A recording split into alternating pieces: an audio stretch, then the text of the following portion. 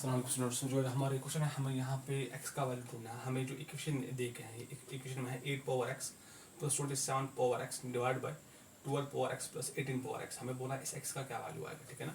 तो यहाँ पर अगर मैं स्टार्ट करूँगा यहाँ से, मतलब बस इसी बात, अगर मैं यहाँ पे 8 पावर x यहाँ पे कॉमन दूँ, यहाँ पे इसको मैं ऐसे भी लिख सकता हूँ 1 plus 27 power x divide by 8 power x whole divided by, अगर मैं यहाँ से 12 पावर x कॉमन लूँ, 12 पावर x यहाँ पे आएगा 1 plus 18 power x by 12 power x, ठीक है ना। तो सीधी बात है, क्योंकि अगर मैं इसको वापस मल्टीप्लाई करूँ 8 पावर x को इंटू 1 है तो 8 पावर x ही आएगा। सो जब भी इसको मल्टीप्लाई हो जाएगा, सो यहाँ पे आगे मल्टीप्लाई में, और ये तो ये कैंसिल हो जाएगा, 12 पावर x ही आएगा। ऐसे यहाँ पे भी 12 power x into 1 12 power x, और जब हमें मल्टीपल में आ गया, इसको तो एक फैक्टर ही है, मतलब सीधी डिनोमिनेटर में ही 12 पावर x लिख के तो वापस ही कैंसिल हो जाएगा, ठीक है ना।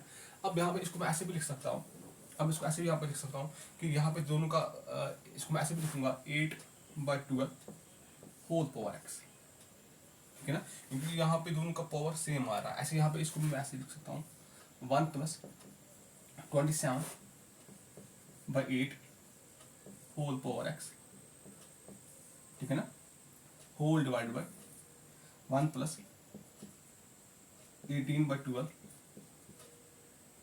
होल पावर x यहाँ पे भी आएगा, ठीक है ना। मैंने यहाँ पे एक ही पावर रखा है यहाँ पे, ठीक है ना, क्योंकि दोनों का पावर यहाँ पे सेम है।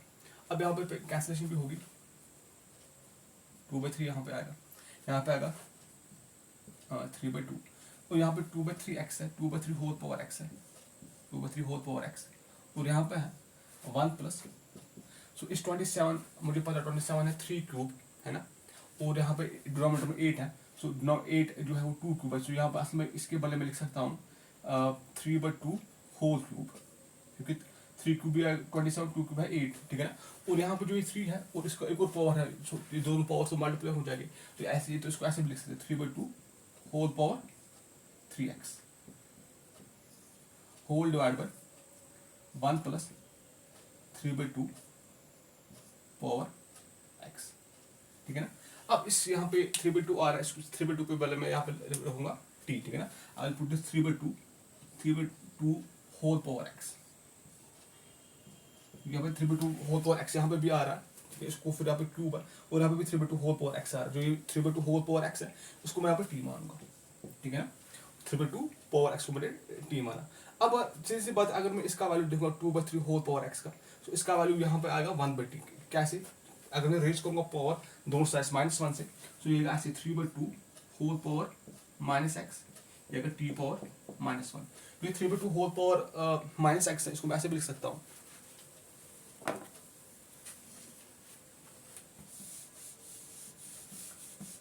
ये 3/2 होल पावर -x है,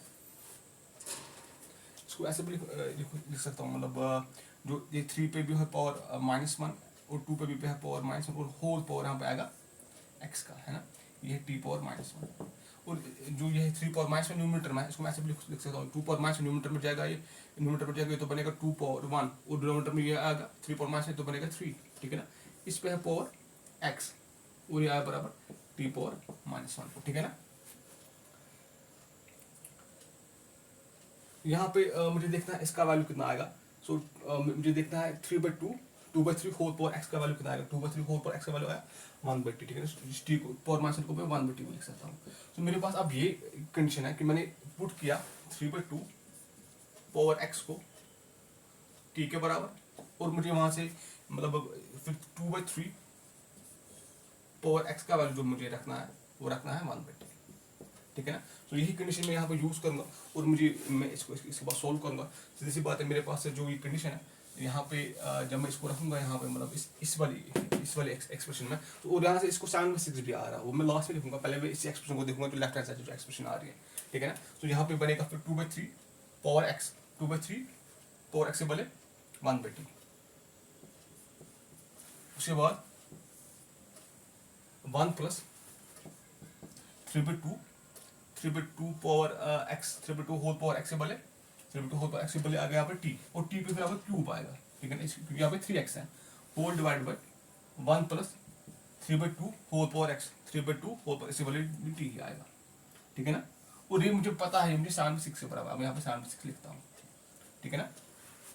अब यहाँ पे ऐसे 1/2 तो है ही यहाँ पे तो a cube plus B cube की आइडेंटिटी में यूज करूँगा, a cube plus B cube a plus B a square 1 square minus ab plus b square, ठीक है ना, whole divide by 1 plus t is equal to 7/6। अब यहाँ पे तो इसके साथ कैंसिल हो जाएगा यहाँ पे ये वाला फैक्टर। अब जो मुझे वहाँ से इक्वेशन मिलेगी, सीधी सी बात है, यहाँ पे अगर मैं इसको मल्टीप्लाई करूँगा 6 यहाँ से आएगा मल्टीप्लाई में, 6 यहाँ से आएगा मल्टीप्लाई में, सो मुझे यहाँ पर इक्वेशन मिलेगी एक, उसको मुझे सोल्व करना, सो मुझे मिलेगा इसका वैल्यू, ठीक है ना। तो यहाँ से आएगा, सीधी सी बात है, ऐसे बनेगा फिर 6 इंटू वहाँ पे क्या है T square minus T plus 1, ठीक है ना। 6 यहाँ से आया, ठीक है ना, 6 यहाँ से आया मल्टीप्लाई में, और यहाँ से T square minus T plus 1 अपना था, और एक जाएगा 7 इंटू टी, ठीक है ना। तो मुझे इसको सोल्व करना, इसके बाद आ गया 6t square minus 6t plus 6 minus 7t equal to 0, 6t square minus 13t plus 6 is equal to 0, ठीक है। अब मैं इसको कोऑर्डिनेट करूंगा, यहाँ पे फैक्टराइज, सीधी बात है, इसके मतलब सम शुड बी 13, सो और प्रोडक्ट 36, सो 9 और 4 को सैटिस्फाई करें, 6t square minus 9t minus 4t, ठीक है ना, प्लस 6 इज इक्वल टू 0।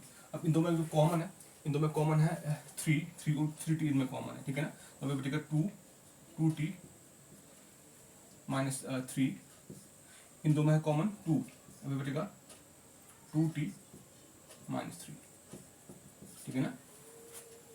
तो यहाँ पे या तो 3t माइनस 2 0 के बराबर आएगा, सीधी बात है, मतलब ये इसके दो फैक्टर्स आ रहे हैं 2t माइनस 3, या तो ये वाला फैक्टर 0 के बराबर है 3t माइनस 2, तो 2t माइनस 3 है 0 के बराबर है। तो यहाँ से t का वैल्यू आ रहा है 2/3, यहाँ से t का वैल्यू आ रहा है 3/2, लेकिन t मैंने रखा था इसको बराबर, t इसके बराबर, ठीक है ना। तो इसके मतलब ये हुआ कि मतलब t के दो वैल्यूज आ रहे हैं, तो t के ये दो वैल्यूज हैं, तो मैं देखूंगा पहले यहाँ पे इसको साइज पे मतलब सीधे इस इक्वेशन में डालूंगा मैं, तो 3/t का वैल्यू आएगा यहाँ पे मतलब 3/2 whole power x is equal t के बदले मैं पहले 3/2 रखता हूँ। तो क्लियरली यहाँ पे इसको अगर 1 भी पावर, इसका मतलब ये हुआ x का वैल्यू 1 आएगा। तो इसका एक सोल्यूशन मुझे मिला which is x equal to 1। यहाँ पे अगर जो t का वैल्यू मैंने अभी रखा था, वो रखा था मैंने एक और वैल्यू, वो है 2/3, ठीक है ना। तो यहाँ पे t का value t is equal to 3/2 whole power x, t का वैल्यू जो है वो इज इक्वल, वो है बराबर 3/2 होल पावर x, है ना, 3/2 whole power x, 3/2 whole power x, और यहाँ से t का वैल्यू मुझे मिला 3/2, ठीक है ना, वो तो मैंने रखा यहाँ पे। अब दूसरा है 2/3, तो अगर मैं 2/3 रखता हूँ तो मुझे अब x का वैल्यू चाहिए, कौन सा x का वैल्यू उसको सैटिस्फाई करेगा, तो मुझे वही ढूंढना है। तो अब मुझे यहाँ पे सीधी सी बात है, इसको मैं ऐसे भी लिख सकता हूँ,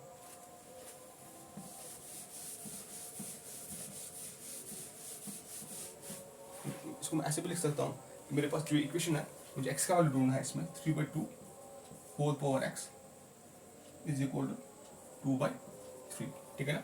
तो जो ये है मतलब इस पे भी है पावर 1, इस पे यहाँ पे पावर 1 है, तो 3 को मैं अगर न्यूमरेटर में लाऊंगा ये बनेगा 3 पावर माइनस 1, इसको अगर 2 को डिनोमिनेटर में लाएंगे, ठीक है ना, इसको ऐसे भी लिख सकते हैं 2 पावर माइनस 1।